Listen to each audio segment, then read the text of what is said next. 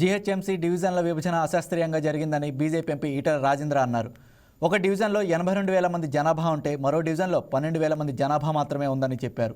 రాజకీయాలను దృష్టిలో పెట్టుకొని కాకుండా ప్రజల సౌకర్యార్థం ఒక్కొక్క డివిజన్లో 30,000 మంది జనాభా ఉండేలా సూచించారు. అన్నీ తనకి తెలిసినట్లు రేవంత్ రెడ్డి సర్కార్ చేస్తుందని, ఇది మంచి పరిణామం కాదని ఈటల వ్యాఖ్యానించారు. సమానంగా ఈక్వల్ డిస్ట్రిబ్యూషన్ చేసి పారదర్శకతతో ఇవాళ రిజర్వేషన్ కూడా కేటాయించాలని చెప్పి డిమాండ్ చేస్తా ఉన్నాం. స్థానిక సంస్థలు బలోపేతం కాకుండా, స్థానిక సంస్థలు పరిపాలన కొనసాగించకుండా కేవలం రాష్ట్ర ప్రభుత్వమే వ్యవస్థ మొత్తం నడుపుతా అంటే అది వెరిభావంతనం అయింది. కాబట్టి వెంటనే పారదర్శకంగా, సైంటిఫిక్ గా, ప్రాక్టికల్ గా దీని డివిజన్స్ ఏర్పాటు చేసి తక్షణమే ఎన్నికలు జరిపించాలని చెప్పి నేను డిమాండ్ చేస్తాను. 3 వివిధ కార్పొరేషన్లు ఉంటాయా, ఒకటే కార్పొరేషన్ ఉంటుంది అంటే ప్రభుత్వానికి ఇతర పార్టీలతో కనీసం ఇట్లాంటి గంభీరమైన నిర్ణయం తీసుకున్నప్పుడు వాళ్ళు ఎక్స్చేంజ్ చేసుకోవాలి, మాట్లాడుకోవాలి.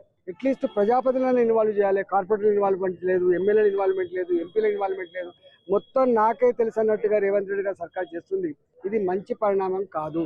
ఇంకొక విషయం ఏదైతే డివిజన్స్ ఏదైతే ఉన్నాయి కదా, ఇప్పుడు 300 డివిజన్స్ అనేది ఈ పరిపాలన ఎందుకు అట్లా డబుల్ చేస్తుంది, పరిపాలన సుఖవంతం చేయాలని చెప్పేసి రేవంత్ రెడ్డి గారు అని చెప్పేసి చెప్తున్నారు. చిన్న చిన్న డివిజన్స్ చేస్తే పరిపాలన ఎట్లా మనకి ముందుకెళ్తుంది?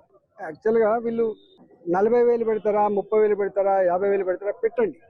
కానీ ఒక దగ్గర 18,000, ఒక దగ్గర 80,000 అయితే ఉంచకుండా పెట్టండి. రాజకీయ లబ్ధి కోసం, చిల్లర ఆలోచనల కోసం మాత్రం అటు చేయకుండా సైంటిఫిక్ గా చేయాలి. వీళ్ళు అంటున్నారు పెరిఫెరల్ ఏరియాస్ లో ఎక్కడైతే ల్యాండ్స్ ఫ్రీగా ఉన్నాయో అక్కడక్కడ ఇంకా డెవలప్మెంట్ వచ్చే ఆస్కారం ఉంటుంది. కాబట్టి మళ్ళీ ఉంటే మళ్ళీ 5 ఏళ్ళ తర్వాత మళ్ళీ చేసుకోవాలి. గంత వ్యత్యాసం ఉండాల్సిన లెక్కలు లేదు.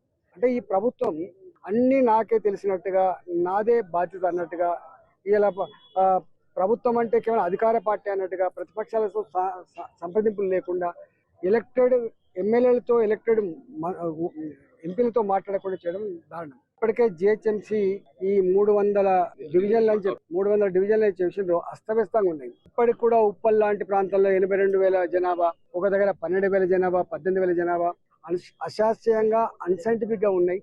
అంటే రాజకీయాలను దృష్టిలో పెట్టుకొని కాకుండా ప్రజల సౌకర్యార్థం మరి 30,000 పెడతారా, 40,000 పెడతారా, ఒక్కొక్క కార్పొరేటర్ సమానంగా ఈక్వల్ డిస్ట్రిబ్యూషన్ చేసి పారదర్శకతతో ఇవాళ రిజర్వేషన్ కూడా కేటాయించాలని చెప్పి డిమాండ్ చేస్తా ఉన్నాం. స్థానిక సంస్థలు బలోపేతం కాకుండా, స్థానిక సంస్థలు పరిపాలన కొనసాగించకుండా కేవలం రాష్ట్ర ప్రభుత్వమే వ్యవస్థ మొత్తం నడుపుతా అంటే అది వెరిభావంతనం అయింది. కాబట్టి వెంటనే please subscribe to YK TV network. Please subscribe to YK TV. Please watch YK News.